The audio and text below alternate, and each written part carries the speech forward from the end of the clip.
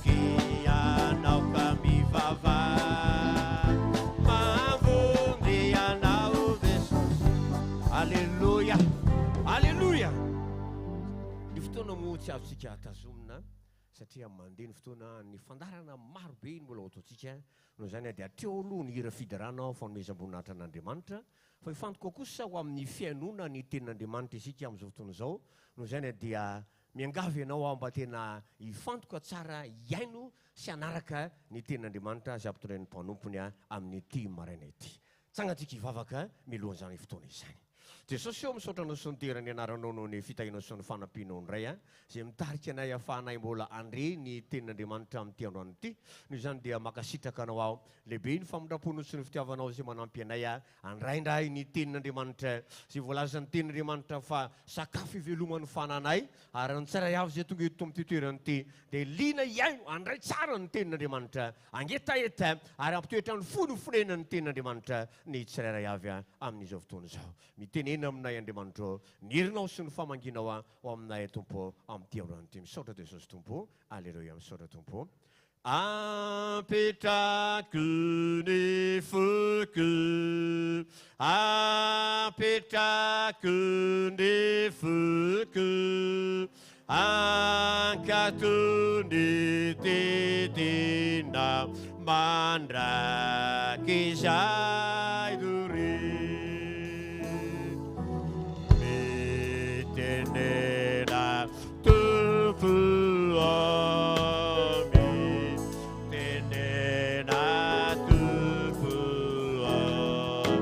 volona iaino anao ny mpanomboana aoka ny fanahina aoka ny fanahina teo esorina miko rauve riauraio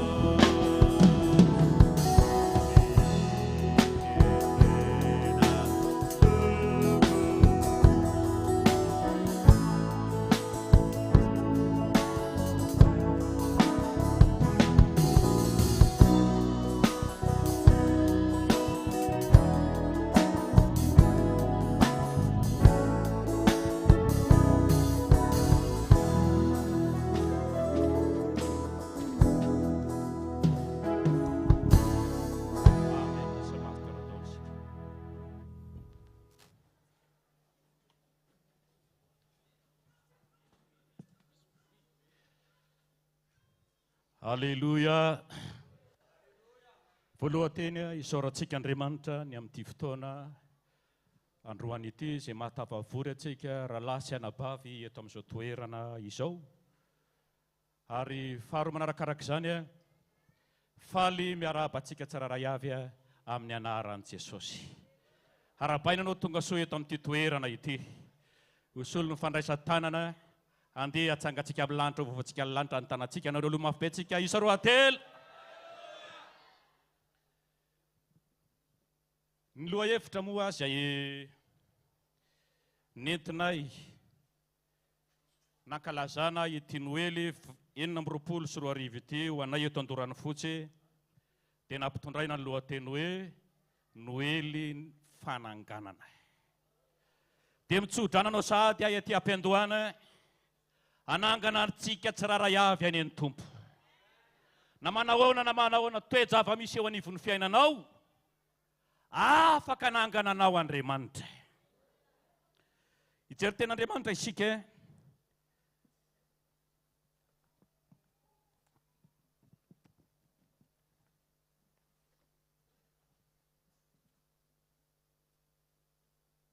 arak'izay tao amin'ny Jeremia 9:7 ny 9:10 ary ny Amosa 7:9 ny 9:10 reo ten'Andriamanitra reo no entina amintsika amin'ity mandroany maraina ity.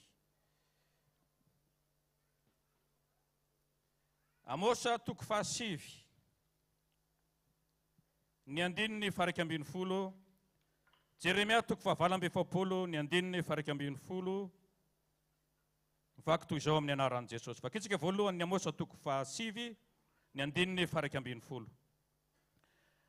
Amin'izany andro izy zany dia atsangako indray ny tranom-bongony Davida izay efa nianjera.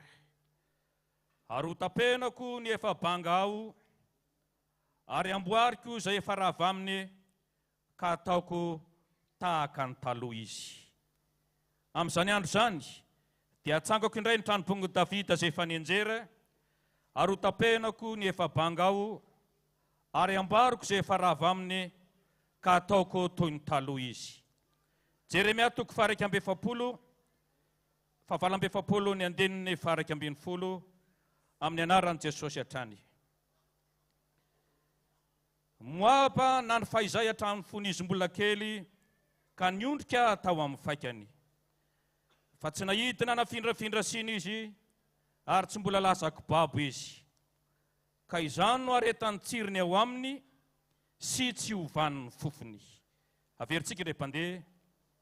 Moaba nany fahizay hatramin'ny fonizy mbola kely ka niondrika tao amin'ny faikany. Fa tsy nahidina nafindrafindra siny ary tsy mbola lasa kibabo izy. Ka izany no aretan'ny tsiriny ao aminy sy tsy hovan'ny fofony. Ry havana malala ho antsika izay tonga manatrika ity fotoanandroany ity.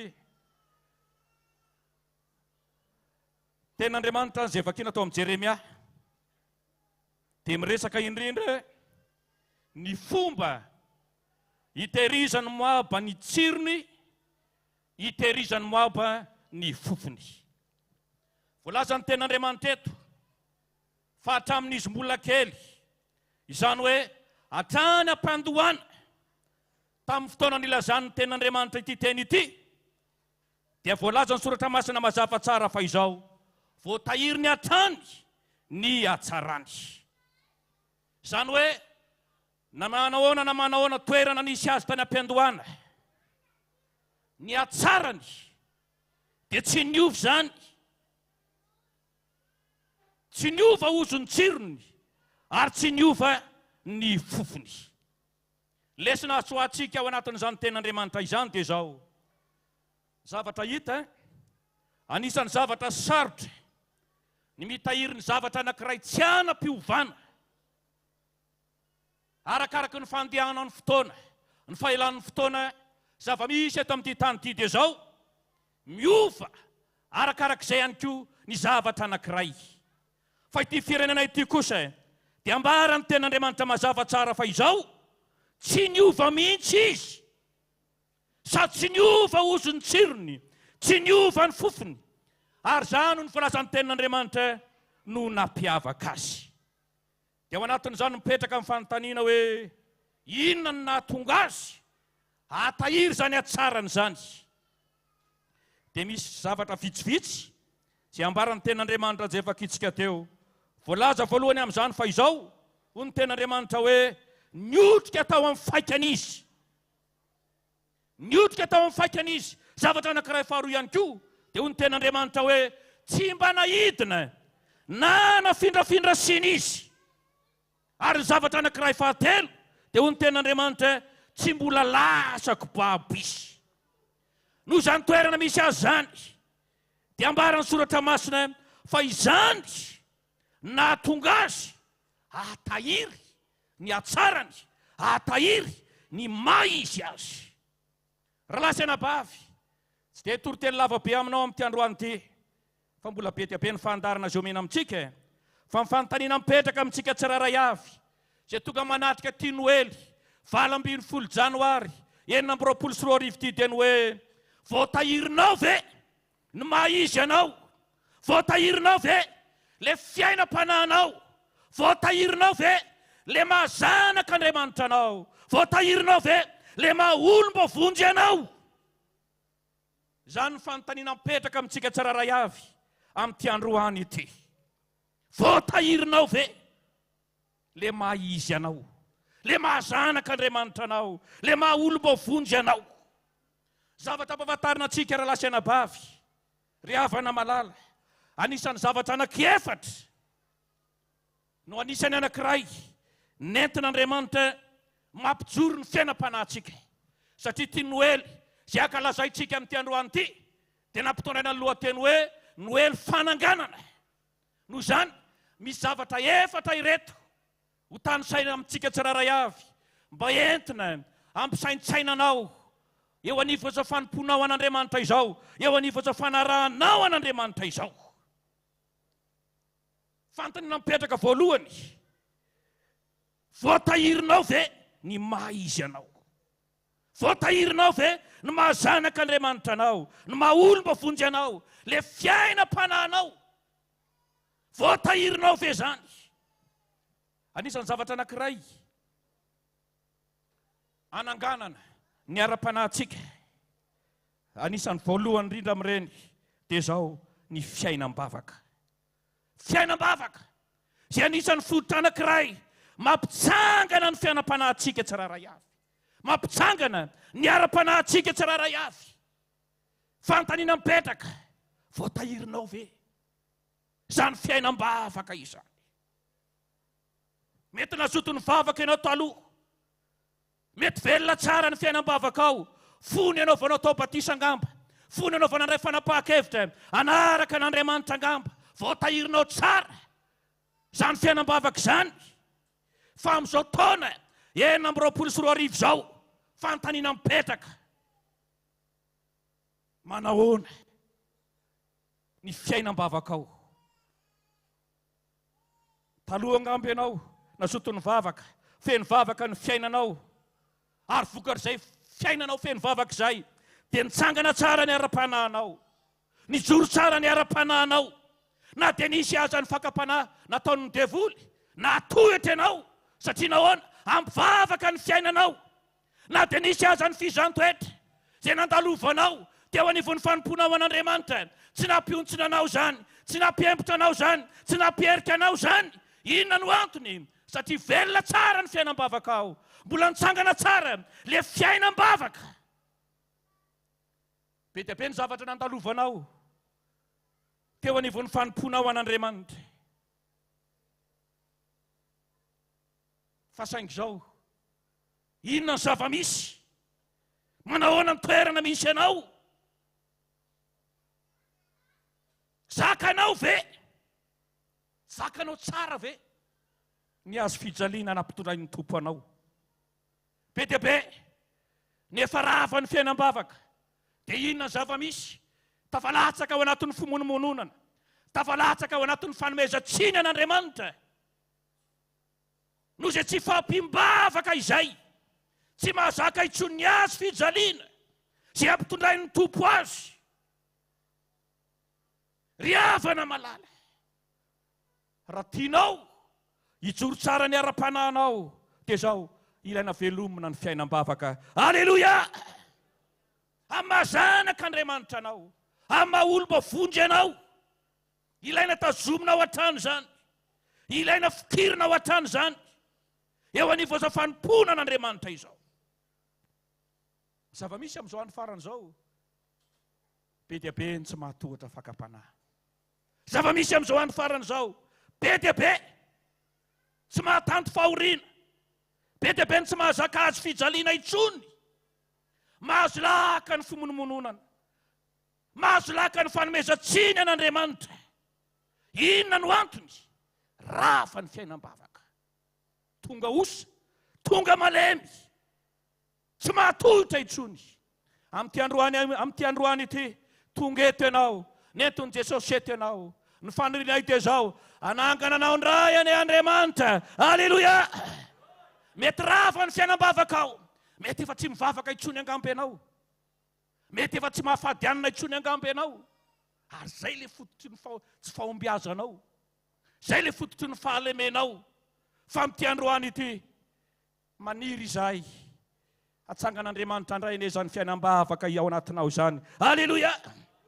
Zavatra anankiray faharoa, anisan'ny mampijoro ny fiainam-panahintsika ihany koa, dia ny famakina ny tenin'Andriamanitra, ny famakina Baiboly. Fanontaniana mipetraka, mbola voatananao ve zany etaeta famakina ny tenin'Andriamanitra izany? Zava-misy amin'izao vanim-potoana ny andro farany izao, be dia be nefa tsy linany amin'izany intsony, be dia be nefa tsy mangetaetany amin'izany intsony. Efa zavatra hafa mameno ny fony, zavatra hafa ny mahaliana azy, zavatra hafa mampangetaeta azy. Ny ankamaroan'ny olona amin'izao andro farany izao tsy liana intsony ny amin'ny famakina ny tenin'Andriamanitra. Nefa ambara aminao fa anisan'ny fototra anankiray mampijoro ny ara-panahinao dia famakina ny tenin'Andriamanitra. Atakalin'ny olona zavatra hafa Izany zavatra izany ankehitriny. Ary sorony devoly ao anatin'ny olona le etaeta. Fa zavatra hafa nasolony devoly an'izany. Tsy manokana fotoana. Andinihana ny ten'Andriamanitra intsony ny akamaroan'ny olona. Amakiana Baiboly intsony ny akamaroan'ny olona. Fa ny fotoanan'ny olona amin'izao any farany izao, laniny amin'ny zavatra hafa. Laniny amin'ny Facebook. Laniny amin'ny zavatra izao tontolo izao. Ary tsy mahagaga raha tonga malemy ny ara-panahy. Tsy mahagaga raha tsy mahajorotsono ny ara-panahy. Satria efa zavatra hafa ny mahazo laka ao anatin'ny fo rava ny etaeta. Etaeta ny ten'Andriamanitra. Izany isany anankiray fototra mampijoro ny ara-panahy. Riavana malala. Tonga etenao amin'ny androany maraina ety. Mety efa tsy mahalinanao tsony angamba zany famakiana Baiboly zany. Efa rava le etaeta tao anatinao amin'ny androany ety. Hoy izay hoe anangana izany ray ao anatinao any Andriamanitra. Aleluia! Ka itombony etaeta ny tsiraray avy. Amaky olina. Olina trany amaky ny tenin'Andriamanitra. Fahatelo. Anisan'ny zavatra anankiray ihany koa ampijoroana amin'ny fiainam-panahy dia ny fiasana ho an'Andriamanitra. Fiasana ho an'Andriamanitra. Amin'ny maha olombavonjy atsika, amin'ny mahazanak'Andriamanitra atsika, Jesosy dia nilaza manao hoe efa nahazo mamaim-poana ianareo izy. Mandehana mba mizara mamaim-poana. Mandehana iny amin'izao tontolo izao Jesosy mitoriany filazany tsara amin'ny olombelona rehetra. Baiko ho an'ny zanak'Andriamanitra rehetra zany. Baiko ho an'ny olombavonjy rehetra zany. Fantaniana mipetraka amin'ny androany marana ety hoe mbola manao zany ve ianao? Vina zao ianao nijoro vavolombelona farany. Vina zao ianao nitory an'i Jesosy farany. Vina izay fotoana izay. Zava-misy amin'izao andro farany izao. Tsirototra amin'izany tsony ny akamaroan'ny mpino. Tsirototra amin'izany tsony ny akamaroan'ny zanak'Andriamanitra. Na manao aza dia izao. Zara raha manao. Raha manao aza dia izao. Efa tsy amin'ny fotsony. Efa tsy amin'ny etaeta intsony. Fa lasa ena maso isa. Satria maniraka amin'ny mpanompon'Andriamanitra. Dia izay ny antony andehanana. Fa tsy aotsony le etaeta. Le etaeta hiasa ho an'Andriamanitra. Le etaeta hitoro ny ten'Andriamanitra. Efa ravo izany zavatra izany. Zava-misy amin'izao andro izao dia izao. Ampiasain'ny devoly ny olona maro. Ary ny zava-misy dia izao, miesaka mihitsy ny devoly, mampiasa olona amin'izao andro farany izao. Inona no antony? Satria ianao tsy manokana fotoana iasana ho an'Andriamanitra. Tsy manaiky ampiasain'Andriamanitra ianao. Dia ny devoly mampiasa anao, devoly maniraka anao, manao zavatra maro samihafa. Ny zavatra ahafantarana antsika raha lasa anabavy ho antsika rehetra. Ianao rehefa tsy manaiky-asa ho an'Andriamanitra ianao, na tianao na tsy tianao, tsy maintsy ny devoly ny ampiasa anao. Ka amin'ity androany ity, hatsangan'Andriamanitra ao anatinao indray nezany etaeta izany. Haleluia! Hanomboka indray fanapahan-kevitra ianao amin'ity androany ity. Hietsika indray ianao. Handeha indray ianao. Hitory indray ianao. Hanambara indray ianao. Hijoro vavolombelona indray ianao. Satria izany no antony anankiray mampijoro ny fiainam-panahintsika tsiraray avy. Noho izany, ho tanteran'Andriamanitra aminao ane izany. Aleluia! Ary farany, anisany mampijoro ny fiainam-panahy dia izao ny famonjenao fivoriana. Ny famonjenao fivoriana. Zava-misy amin'izao andro farany izao dia izao, be dia be ny tsy mahavonjy fivoriana intsony. Zava-misy amin'izao andro farany izao, mahafoy le fiaraha-miangona ny akamaroan'ny mpino ankehitriny. Efa tsy linany amin'izany intsony. Ny akamaroan'ny kristianina amin'izao andro farany izao dia kristianina lahady. Tsy mahaliana azy tsony ny mamonjy fivoriana andavanandro. Tsy mahaliana azy tsony ny mamonjy fotoam-bavaka maraina. Izany toerana misy ny olona maro ankehitriny. Inona no antony? Satria rava le fiainam-panahy. Rava le fiainam-panahy. Dia lasa maty le etaeta. Aiza moa le tahitatsika taloha fivoriana andavanandro zany, feno fiangonana, fitombavaka maraina zany, ny akamaroantsika miezaka mamonjy zany fitombavaka maraina zany satria nahoana? Mbola mijoro tsara ny ara-panahintsika. Fa amin'izao andro farany zao efa tsy zany intsony ny zava-misy. Banga ny dabilio am-piangonana amin'ny andavanandro, banga ny dabilio am-piangonana ny amin'ny fitombavaka maraina. Ny akamaroan'ny olona dia zao kristianina lahady maraina sisa. Zany ny fiainan'ny kristianina maro amin'izao andro farany zao. Aiza le fahazotoanao teo aloha? Aiza le etaeta teo aloha? Ravo zany rehetrarehetra zany ankehitriny. Ry havana malala, tongety ianao amin'izao maraina izao. Mivavaka ataonay amin'Andriamanitra dia izao. Anangana antsika tsiraray avy any ny Tompo. Aleluia! Na inona toerana misy ianao dia izao azon'Andriamanitra tao ny manangana anao. Ao amin'ny ten'Andriamanitra izay vakitsika, ao amin'ny Amosy izay vakitsika teo, teny fikasana mahafinaritra nampitondrain'Andriamanitra, nampanantenain'Andriamanitra. Hoy izy manao hoe amin'izany andro zany hoy izy, dia hatsangako indray ny tranom-pongony Davida izay efa nianjera, ho tapenako ny efa banga aho, ary amboariko izay efa rava aminy, ary ataoko toy ny taloha izy. Rahalahy sy anabavy, hoy aho hoe anangana antsika tsiraray avy any Andriamanitra. Andriamanitra ny amelona antsika tsiraray avy indray, anao fanavozana eo anivontsika tsiraray avy, ka ampijoro indray ny ara-panahintsika. Aleluia! Amanganao ane ny fanamasina amin'ny androany marana ety, dia hitondra fanavozana eo anivon'ny fiainam-panahinao. Amelona izay efa saika maty.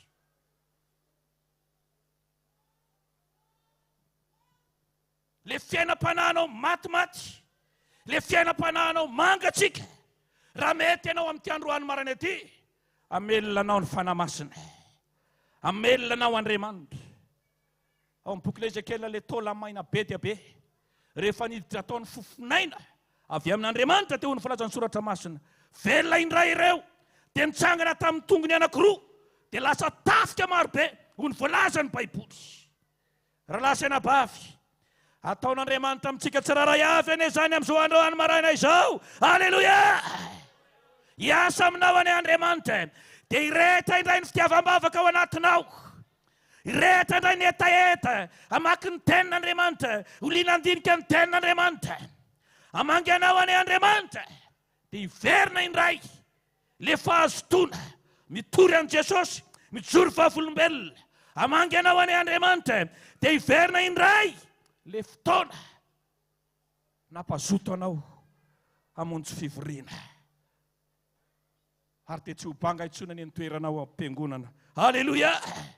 Izany mba mangetaeta izany amin'ny androany marana ety, ataon'Andriamanitra amintsika tsiraray avy ane izany. Rahalahy sy anabavy, zavatra ampahafantarina antsika dia izao, fotoana tokony hifoazantsika izao. Hoy ny tenin'Andriamanitra manao hoe ny famonjenantsika hoy Paoly apôstôly dia akaikikaiky kokoa noho tamin'ny andro voanotsika. Ry havana malala, ho avy tsy ho ela Jesosy. Efa tsy ora farany intsony zao. Hoy ny tenin'Andriamanitra any amin'ny Jaona manao hoe rakisy, izao no ora farany. Fa ny zavatra ampahafantarina anao, efa tsy ora farany intsony ny fotoana izay iainantsika ankehitriny, efa izay gondra farany. Zany ny vanim-potoana iainantsika ankehitriny. Miazakatsaka ny fandehan-javatra rehetra, manerana n'izao tontolo izao, ary zany fiatsaka izany fandehan-javatra izany dia laklosy maneno am-poditsika tsiraray avy, efa mbiambaravarana Jesosy. Ho avy ny fotoana izay hamarana an'Andriamanitra tanteraka ny tantaran'ity izao tontolo izao ity. No zany rahalahy sy anabavy, mba hananantsika fahavononana eny amin'izany zavatra izany, andeha hatsangatsika ny efa rava. Aleluia! Andeha hatsangatsika ny efa rava. Na inona zavatra nyravahan'ny devoly teo anivon'ny fiainanao, Atsangan'Andriamanitra indray anay zany amin'ity androany marana ity. Alleluia! Andeha hotapenantsika ny banga. Hotapenako i Andriamanitra ny banga ho aminy. Andeha hotapenantsika ny banga raha lasy anabavy. Ny fahabangana eo anivon'ny fiainantsika, ny mahatonga ny fahavalo tafiditra eo anivon'ny fiainanao. Satria banga ny fiainam-bavaka, banga ny fanoloran-tena. Dia izay no mahatonga ny devoly tafiditra. Ary hitantsika mahalala tsara fa ny devoly rehefa miditra eo amin'ny fiainanao, dia ho ny voalazan'ny tenan'Andriamanitra manao hoe tonga hamono izy, tonga handrafy izy, tonga handringana izy. Ary tsy mahagaga, be dia be ny kristianina potika ankehitriny, be dia be ny kristianina rava ankehitriny, rava ny fiainam-panahy, rava miaraka amin'izay ihany koa ny zavatra rehetra, rava ny ara-nofo, potika ny asa fivelomana, potika ny fameloma-tena. Inona no antony? Satria tafiditra ny fahavalo, tafiditra ny devoly. Dia miezaka manapotika, miezaka mandrava ny fiainanao. Tafiditra ny ambolo madinika, izay manimba ny tany mboloboka, ho ny voalazan'ny tenan'Andriamanitra. Dia potika ny ara-panahy, potika ny fiainana manontolo. Ho iaho hoe amin'ity androany marana ity, andeha hotapenantsika ny banga raha lasy anabavy ao. Alleluia! Andeha hotapenantsika ny banga. Ninona banga eo amin'ny ara-panahynao? Fotoana amin'ity androany ity, anapenan'Andriamanitra izany. Alleluia! Banga ny fiainam-bavaka, averen'ny ray izany. Banga ny famakinan'ny tenan'Andriamanitra, averen'ny ray izany. Banga ny famonjena fivoriana, averen'ny ray izany. Asa vela hita irika idirana eo amin'ny fiainanao mihitsy ny devoly. Tapeny lalana rehetra izay ahafahan'ny devoly miditra eo anivon'ny fiainanao. Tapeny zany. Tapeny zany. Fa na dia mierina tahaka ny liona azy ny fahavalo, na dia avy tonyony azy izy, rehefa feno fiainanao, rehefa tsisy zavatra idiry, tsy mahita, tsisy irika idirany devoly eo amin'ny fiainanao, tsy ho tafiditra ao mihitsy izy. Fa raha vao misy zavatra banga eo amin'ny fiainanao, dia izany mahatonga azy ahita irika idirany eo amin'ny fiainantsika tsiraray avy. Noho izany, andeha hotapenantsika mibanga amin'ity taona 2024 ity. Alleluia! Andehantsika hiverina amin'ilay fanoloran-tena talohany ray. Alleluia! Hiverina amin'ilay fanoloran-tena talohany ray. Andehantsika hiverina amin'ilay fitiavana voalohany. Andehantsika hiverina amin'ilay hafanampo, le fitiavana an'Andriamanitra, le etaeta, le fahazotoana. Andeha hiverenantsika izany. Fa izany rerianno antoka ampijoro ny fiainam-panahintsika eo anivony izao fanompoantsika an'Andriamanitra izao. Noho izany ry havana, ny fanarinay amin'ny fanatrehanao ty fotoana ity, hamanganao any Andriamanitra, dia hanatanteraka izany eo anivony fiainantsika tsiraray avy. Alleluia! Ka raha hivavaka isika, tonga eto ianao, andeha teny hitaraina amin'Andriamanitra. Andehanany etaeta tahaka ny mpanao salama, avozy ny fahiny andronay Andriamanitra. Alleluia! Andehanany etaeta, atsangany raha izay Andriamanitra, velomindray izay Andriamanitra. Alleluia! Velomindray izay, atsangany raha izay. Velomy, ataova mahatsapa ny herinao izay, ataova mahatsapa ny famanginao izay, ataova mahatsapa ny fanatrehanao isan'andro san'andro izay. Alleluia! Andehan'olo tena ho an'Andriamanitra isika. Fa raha manarakarak' izany, taona vaovao ny andro. 2024 zao taona vaovao zao, dia fanaovan'ny olona voady. Enina tsy mivavaka azy, rehefa tonga ny taona tahaka izao, dia mba mivoady, misotro toaka, dia manana etaeta hoe raha tonga ny taona vaovao dia izao tsy sotro toaka intsony aho. Raha tonga ny taona vaovao dia izao iova aho. Na dia olona tsy mivavaka azy, manao izany zavatra izany, aoka tsy hambaka an'izany ianao, mpanaraka an'Andriamanitra, kristianina, olom-bavonjy. Avozo ny voadona eo anatrehan'Andriamanitra amin'ny 2024 ety. Alleluia! avozy le fanakenao teo anaty ain'Andriamanitra amin'ity taona 2024 ity. Amin'ity taona 2024 ity Tompo, iova aho. Amin'ity taona 2024 ity Jesosy, hiezaka aho, hiezaka aho, manomboka izao. Dia ao anatin'izany angatao Andriamanitra hanampy anao. Halleluja. Angataon'ny fanamasina hanampy anao. Ny fiainana ara-panahy aoko fataontsika fa izao tsy vita amin'ny hery maha-olombelona izany, fa tena mila ny fanampian'Andriamanitra, mila ny fanamasina isika tsiraray avy hanampy atsika hanao fananganana eo anivon'ny fiainantsika. No izany amin'ity androany ity ray vavaka isika andeha angataka isika fanamasina ao ampio izay, havereny toy ny talohin-dray izay, havereny Tompo, havereny toy ny fahin'ny andronay. Halleluja. Tsy haiko ny toerana misy anao, manahoana ianao ankehitriny, manahoana ianao, na manahoana toerana misy anao tena ampiandohana, fony ianao vao natao batisa, fony ianao vao nanolo tena ho an'Andriamanitra, na manahoana toerana misy anao tamin'izany fotoana izany, zava-misy raha votsitra eo am-pelantananao zany, raha miala aminao zany, tsy misy antoka ny aminao, tsy misy antoka hitsenanao an' Jesosy eny amin'ny raha ololanitra. Fa raha tianao nitsenan' Jesosy anana antoka ny amin'ny fitsenanan'i Jesosy eny amin'ny raha ololanitra dia izao, aoka tsy hiova mihitsy ianao. Halleluja. Le fitiavana an'Andriamanitra ao anatinao, aoka tsy hiova izany. Le hafanam-po ao anatinao, aoka tsy hiova izany. Le etaeta ao anatinao, aoka tsy hiova izany. Le fahazotoana ao anatinao, aoka tsy hiova izany. Tazomy hatramin'ny farany izany. Fa raha voazanao hatramin'ny farany izany, mahafaly amlaza aminao. Fa raha tokany fotoana izay hijoronao atry an'Andriamanitra, hitsenanao ambavahadin'ny lanitra Jesosy ka hiteny aminao manao hoe: ry mpanompo tsara sady mahatoky, midira amin'ny fifalian'ny tomponao. Halleluja. No zany raha lasanabavy, andeha atsangatsika zay efa ravy, andeha hotapenantsika zay rehetra fahampangany eo anivon'ny fiainantsika amin'ity androany ity. Andeha teny hitaraina amin'ny tompo isika, angataka ny fanampian'Andriamanitra isika, mba ahafahan'ny tompo manampy atsika tsiraray avy, ka hiverina tahaka ny talohin-dray tsika, hiverina amin'ilay fitiavana voalohany, hiverina amin'ilay hafanam-po, fitiavana amin'ny redareda ho an'Andriamanitra, hiverina amin'ilay fahazotoana tahaka ny talohin-dray.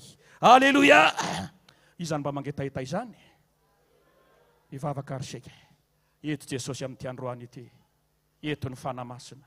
Mety tsy hitany masonao izy, fa eto izy voninanangana anao, eto izy voninanatsotra ny tanany aminao amin'ity androany ity. Raha mety ianao, raha tsotra ianao ka hiteny amin'i Jesosy manao hoe: Tompo, efa rava ny fiainam-panahiko, efa tena potika tanteraka Jesosy eo, ity aho miangavy aminao, atsangany ray aho, velomin ray aho, aorenin ray aho Jesosy eo.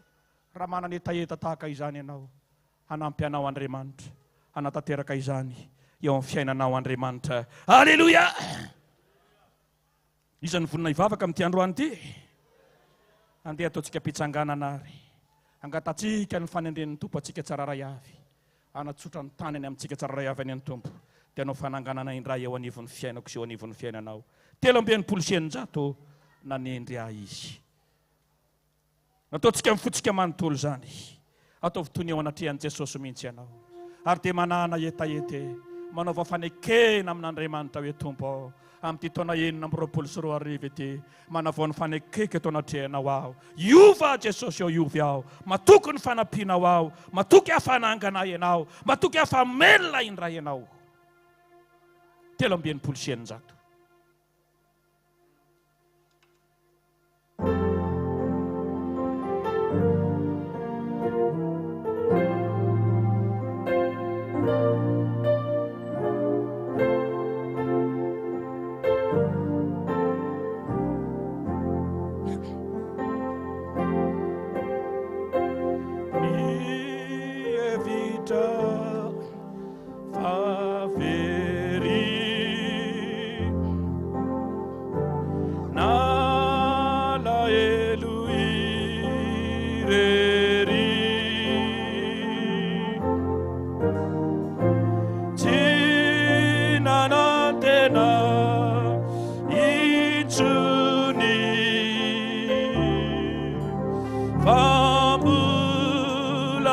isy zaya aferitsika indray mandeha tovy amin'ny fona manontolo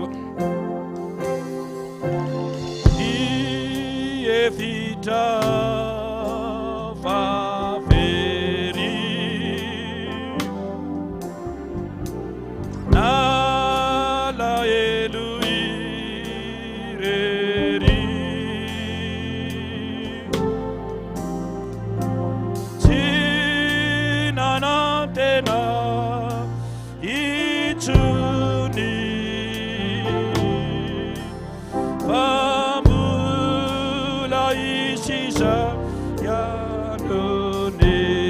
Hallelujah.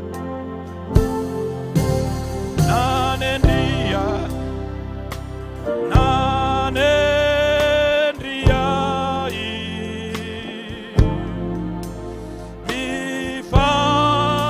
ifalini fanaekyo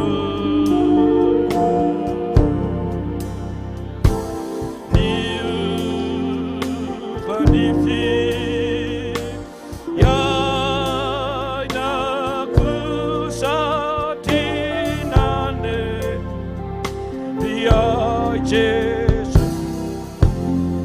Zavamani anindry anao any Jesosy amin'ny androany ity anatsotany tanany aminao any izy amin'izao maraina izao ifitra fananganana indray eo anivony arom-pananao raha avy Jesosy eo raha lasy anabavy manao any amin'ny toerana misy anao vonona venao manana antoka vena raha avy Jesosy amin'ny androany ity mbola fotoana mety zao ananganana Andriamanitra anao taminisa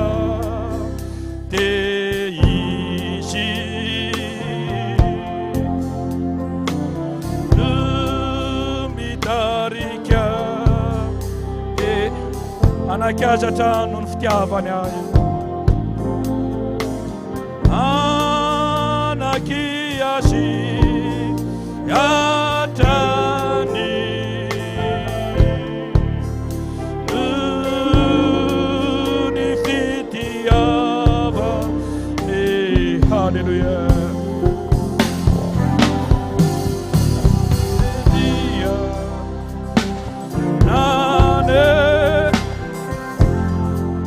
Eta ralasy anava kasio aho Jesosy eo kasio aho atsangano aho Jesosy eo aza vela ho toy ny teo aloha intsony aho aza vela anjaka eo amiko ny faharavana atsangano aho dia velomy ray aho amin'ny androany ity velomy aho Jesosy eo velomy aho fanamasina velomy aho tompo velomy aho Jesosy eo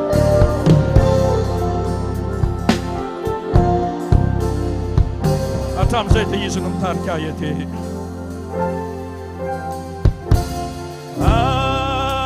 hatramin'iza dia izy no mitarika ety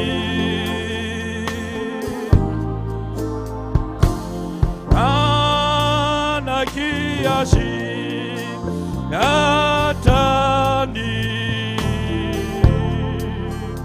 nuni fitia mane Hallelujah aninde now aninde Jesus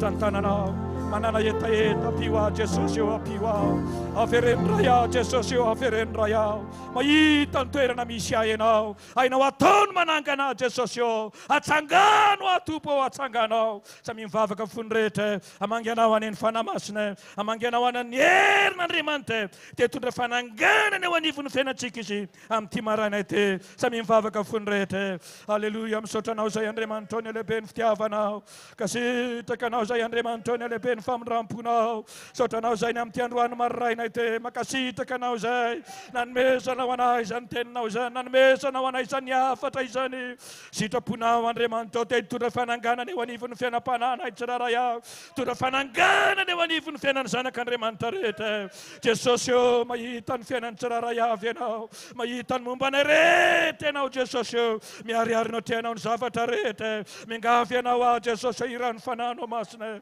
irao ny herinao Andriamanitra irao ny herinao Jesosy amangy ny tsiraray avy hitondra famelomana indray hitondra fanavosana indray Jesosy Alleluia hitondra fananganana indray Alleluia Alleluia atsoro ny tananao Andriamanitra atsoro ny tananao hitondra fanendrena ho an'ny tsiraray avy isambatan'olona isa tokatrano isam-pianakaviana matoky aho Jesosy hitondra fanavosana ianao ka amin'ity taona 2024 ity dia atsanganao indray nefa rafa Andriamanitra ho tapenanao indray tsy rehetra mety fahampangana averinao toy ny taloha indray izay le hafanampo Andriamanitra le firetana le fitiavana voalohany Andriamanitra averinao aminay tsiraray avy zany averinao amin'ny isam-batan'olona izany satria izany no antoka ho anay tsiraray avy avelona ny ara-pananay matoky aho fa hiasa ianao matoky aho Jesosy eo fa tsy ho verimaina ny teninao izay nambara fa mino aho Jesosy eo anao zavatra eo amin'ny fiainan'ny tsiraray avy ianao anao zavatra eo amin'ny fiainam-panany isam-batan'olona ianao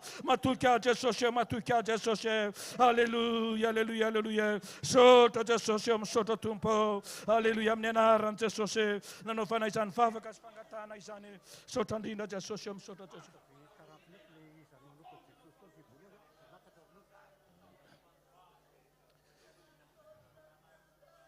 izanao nompo an' Jesosy 49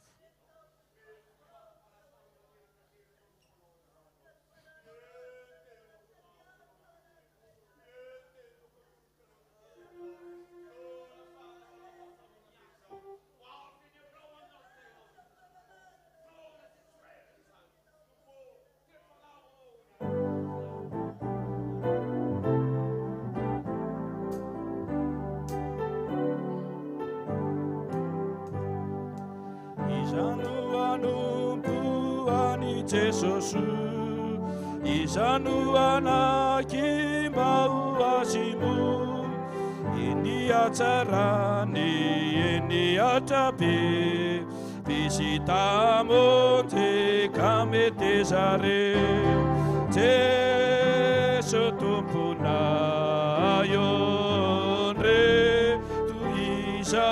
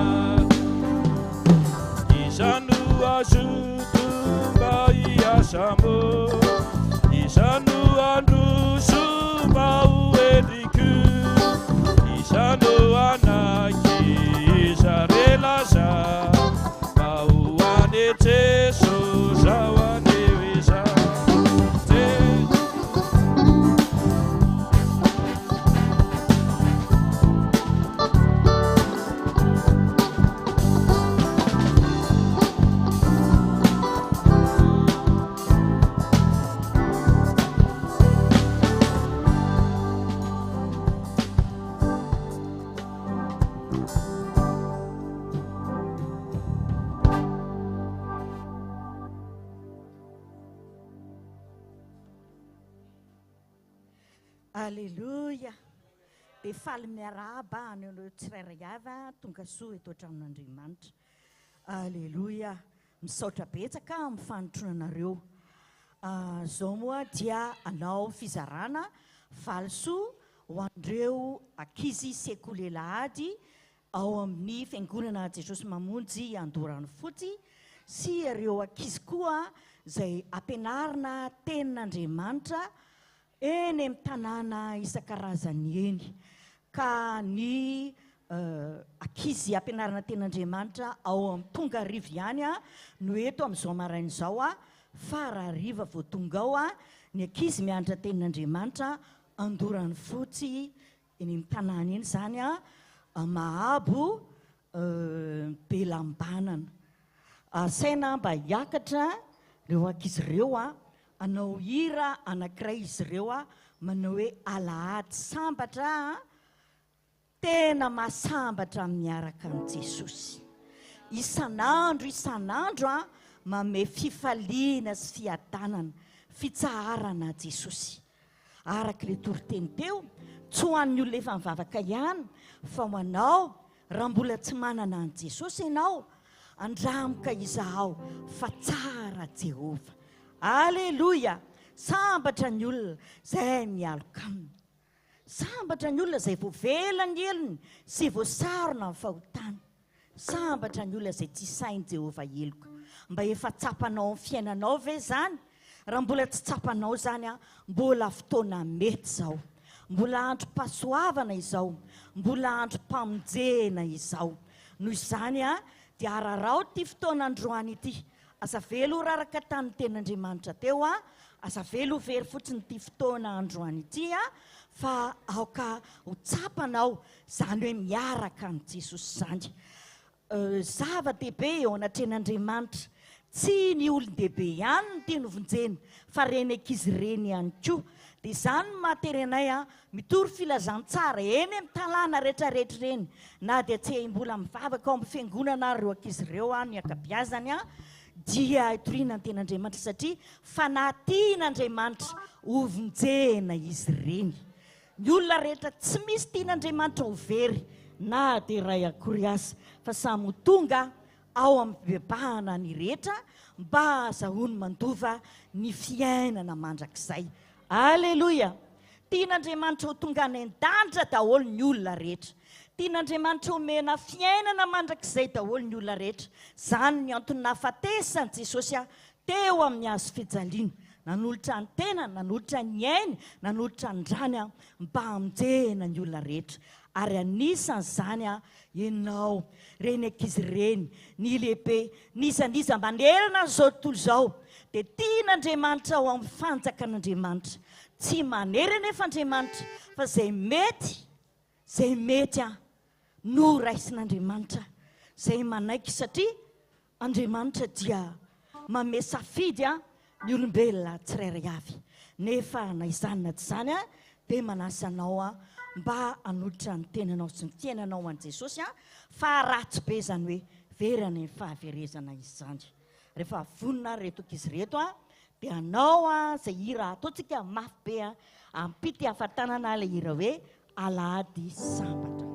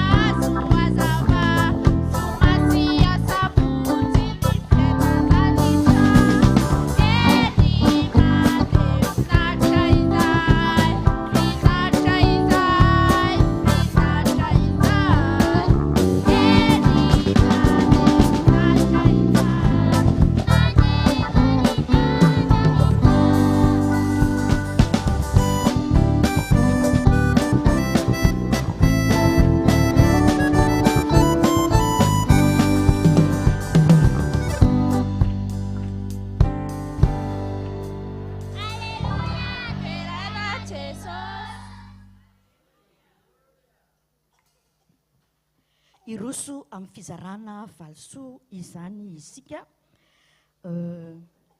Ny voalohany ireo ankizy vavy kely ny telo voalohany ihany no tonoana eto fa ny sisa dia any am-pipetrahana satria mandeha ny fotoana. Mpianatra nanao fanadinana zany izy reto vavy kely.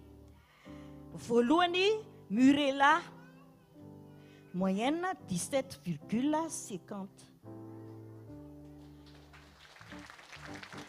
Ataovy aty mieritremitra kely ny ankizy, mieritremitra kely ny ankizy dia aloha ilay ankizy mandray loka mba mieritremitra kely dia ataovy aty aloha.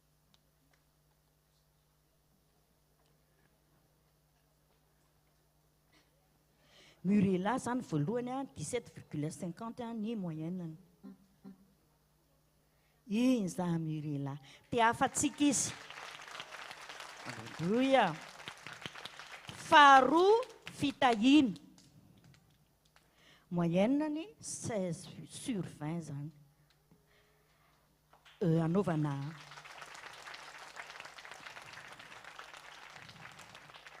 na ny fanadinana izay ataony na ny fahatongavany zavatra rehetra fanaizany tsenjery sy ny lesona no amezana noty andrenika izy ireny mandritry ny taona. Fahatelo Karen 14,70.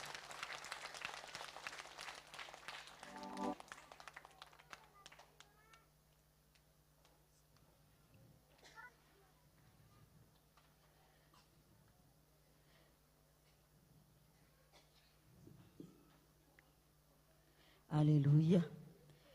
Ny ankizy lahy kely indray zao miemitremitra izay ilay ankizy lahy kely ato ilay ankizy lahy kely miemitremitra kely azafady voalohany Peniel,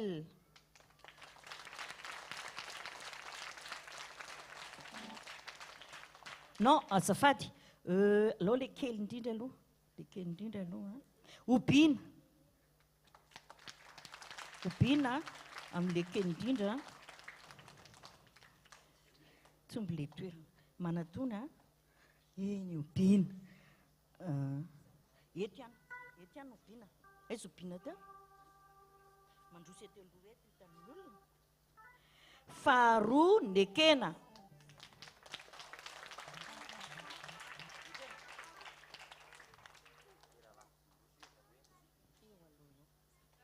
tsikitsiky kely erisy. Fahatelo Arena.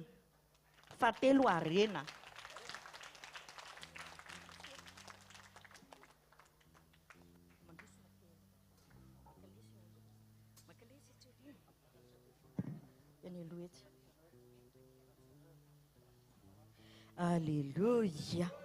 Tena mazoto mianatra tena Andriamanitra eny ankizy ireny. Ankizy vavy kely manaraka indray zany ankizy salatsalany mpianatra sœur Véronique. Voalohany Finoana,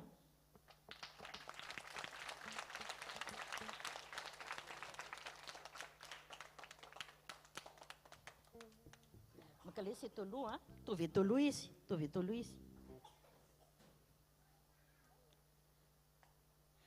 Faharoa Naomi,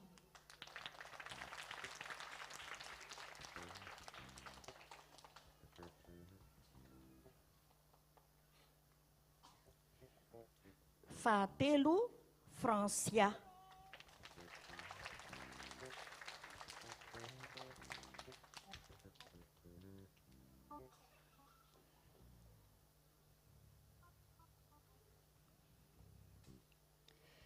eny ary dia ny lahy manaraka indray zany zao voalohany Peniel,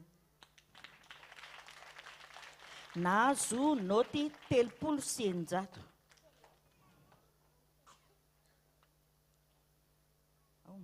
Faharoa Lova, mandroso eo aloha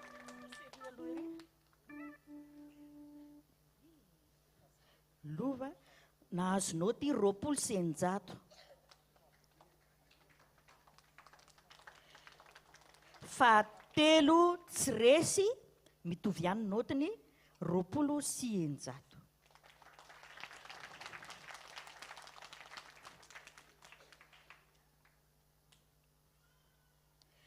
dia ankizy vavy salatsalany voalohany miaro soa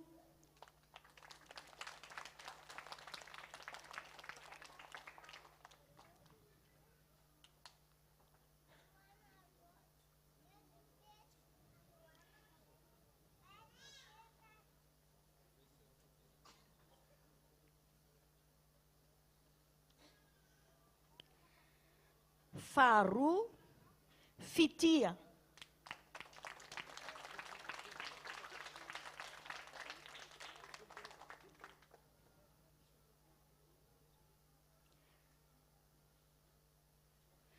fahatelo tsiaro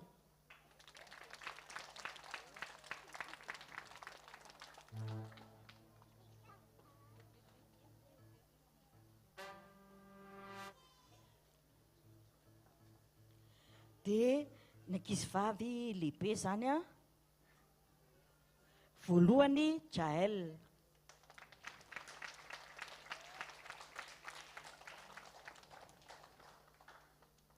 faharoa Rebeka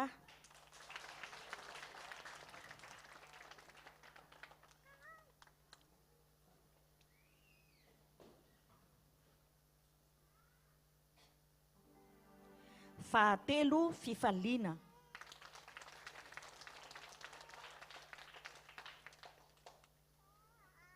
dia izay ny amin'ny sekoly elady a fa le sekoly sabotsy a omeny ny toerana satria be dia be izy ireo a dia ho atambatra eny zany a ny azy dia misaotra ny tompo a ny amin'izay alleloia ny antony moa nomezana andreny dia fantatsika tsara fa ny olona tsirairay avy a dia samy hovaliana araky ny asany avy a na tsara na ratsy ataony ho avy ny fotoana anankiray izay hijoroany eo anolohan'ny fitsaran'Andriamanitra ny olona izay nanao ny tsara dia ho an'ny fiainana mandrakizay sady ahazo valisoa sy valim-pity amin'Andriamanitra fa ny olona izay nanao ny ratsy kosa dia andray ny anjarany any amin'ny fahaverezana mandrakizay a any misy ny fitomanina sy ny fikotrohany ify noho izany a dia asaina ianao a mba anolo-tena hiezaka androso anompo an'Andriamanitra dia eo amin'ny fiainana mandrakizay ianao ary andray valisoa be dia be mihoatra no ireny alleloia izay ny fotoananay fa mangataka vavaka aminareo izahay a ho an'ny mpampianatra tsirairay avy a ary ho any reto ankizy reto a mba omeny tompo fahendrena izy ireo meny fahasalamana ho tahiny ny fianarany ary ho voavonjy ny tsirairay avy ary manasa ny ray aman-dreny izy ireo koa manlora tena ho any Jesosy tsy ny ankizy fotsiny no atosika fa ianareo ray aman-dreny indrindra koa mila ny Jesosy ianareo alleloia samy mitsangana ary zao a ataovy aty ny tananao a dia eto ambavaka izay a mba ho tahiny tompo izay tsirairay avy mivavaka daholo koa ny ankizy rehetra manangan-tanana ny ankizy a dia mivavaka tompo saotranao be dia be no fitiavanao sy ny famiraponao mankasitraka indrindra tompo dia raina ny anaranao zay rehetra nataonay te tompo teo voninahitra ny anaranao vavaka aminao tompo ho any tsirairay avy ho andreny ankizy tsirairay avy reny Jesosy eo na nahazo fahalosoana tsy nahazo tianao ny olona rehetra tianao vonjenyreny tsy tianao isy overina dia ray akory azy tahio ny fahasalamandreny tahio ny ray aman-dreny ndray tapo aminy ny ankona manontolo tompo tahio ny fianarany ankizy ny fiainana mba ho tena zaza endry matahotra anao tianao ka tsisy overina dia ray akory azy tahiko ny mpampianatra sekoly elady me fahendrena sy faherezana fitiavana sy fanomezam-boninahitra ny anaranao dia misaotra indrindra tompo tsara sady mpanao ny tsara ianao dia raina ny anaranao misaotra tompo noho ny fitahinao anay tsirairay avy voninahitra ny eo anao faly ny foko izao faly ny foko izao ato anatiko Jeso faly ny foko izao alleluia faly ny foko faly ny foko izao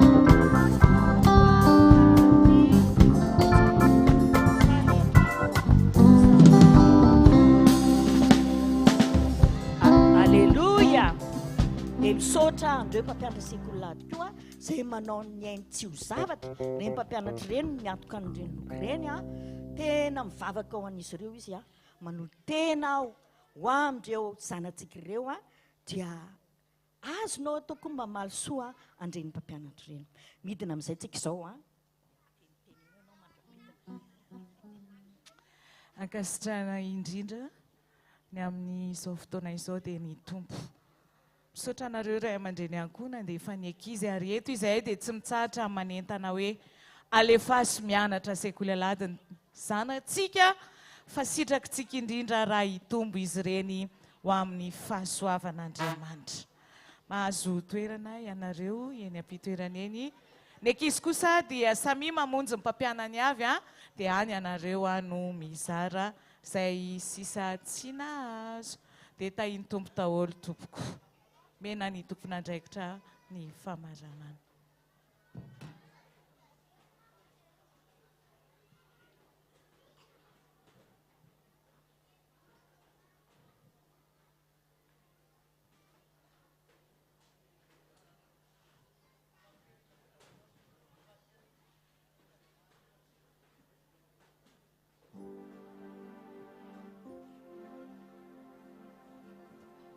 Alleluia. Iza mifaly nahita andreny zavatra nafinaritra reny e ho an'Andriamanitra rery ny voninahitra satria izy no tahiry ireo mpampianatra reo sy ireo ankizy ireo indrindra fa ny ray aman-dreniny izay nanolotra ny zanany mba hianatra ny soratra masina izany. Diva hofaranana ny fotoana araka dia apetraka aminareo ny filazana fa amin'ny ray ora sasany kely eo dia efa tena manomboka ny fotoana amin'ity arivo ity fa izao maraina izao aloha dia misaotra an'ireo tompon'andraikitra rehetra na nitarika teo indrindra ny tenin'Andriamanitra izay nafonja tokoa izay natsapantsika fananganan'Andriamanitra. Iza ny natsapa fa tena nitsangana zao fanahy ny androany. Sary anankiray azafady napetrako aminareo ny amin'iny tenin'Andriamanitra iny.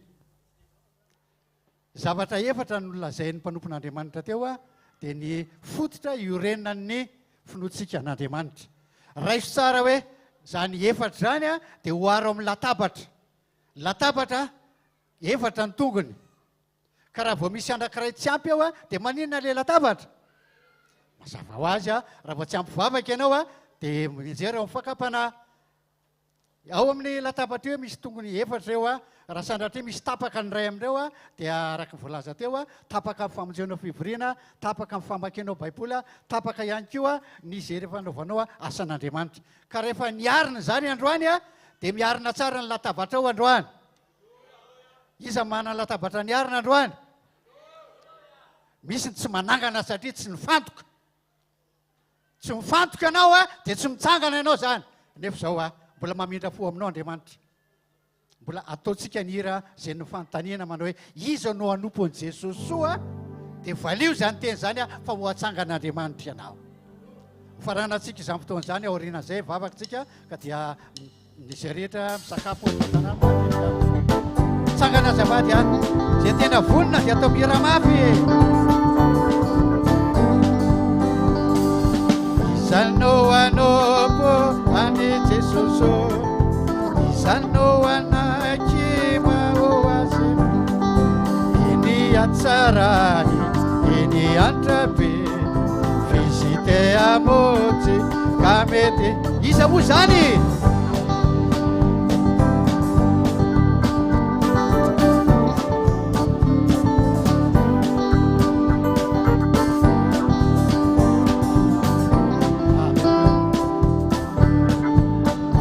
Ampiasak'Andriamanitra amin'ny fanontaniana izare no mety izare laza manome ny fony mahoazy iza dia miantso mafy Jesosy tompody izay rehetra mety okamiafy eo are.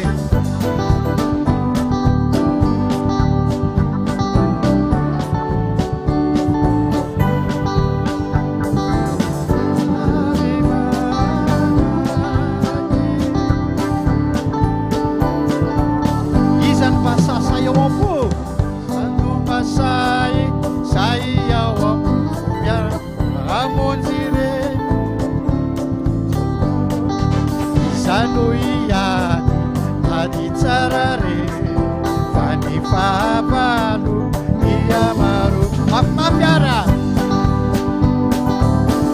resy lahatra misy Andriamanitra e. Teo resy lahatra misy fa tena eo anao mihira ho azy.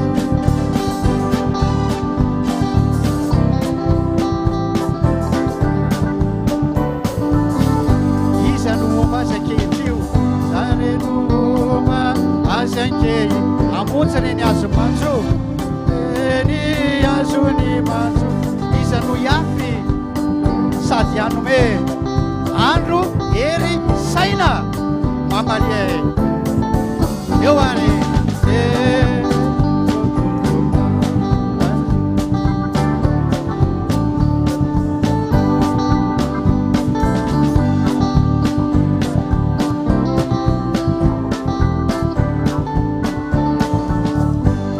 iza no mba zoto mba hiasa moa zoto mbay iza no androso mba hoenty koa iza no anaiky iza rela zao a mba ho an'i Jesosy a zao anio zao atsangano tanana zay manaiky ara ayo eto iza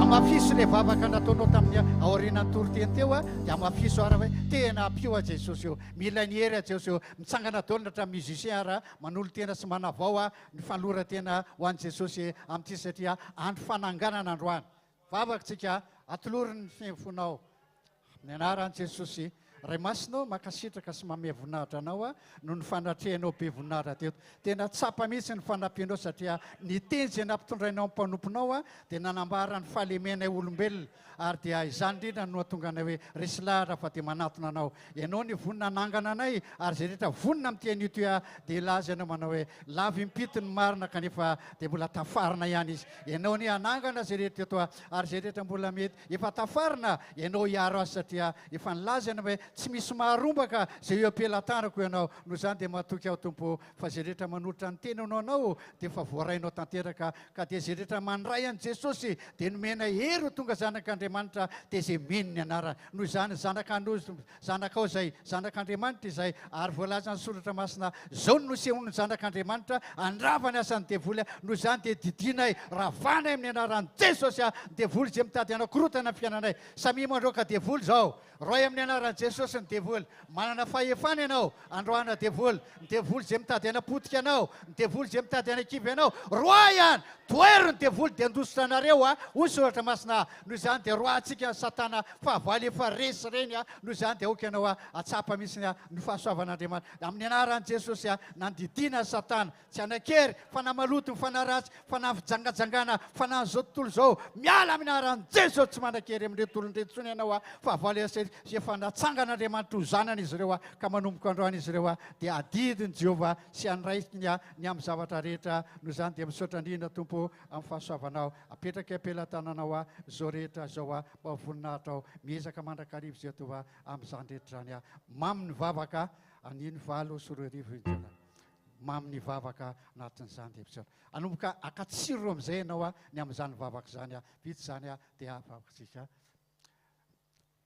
rehefa mivavaka ao a dia mitady fatratranao Jesosy io manandratra ny taraina ny talao ao no niady tepitepy misy eto eny izany tsapako ankehitriny a ahidino amiko a ny solika anatin'izany totsika izany izany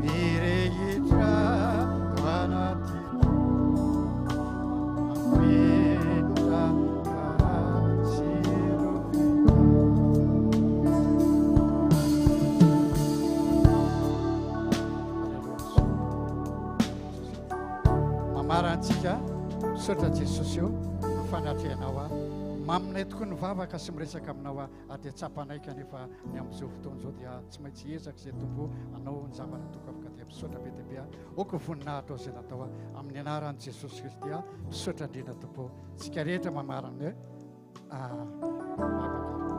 amin'ray sasany ray tsika tokako a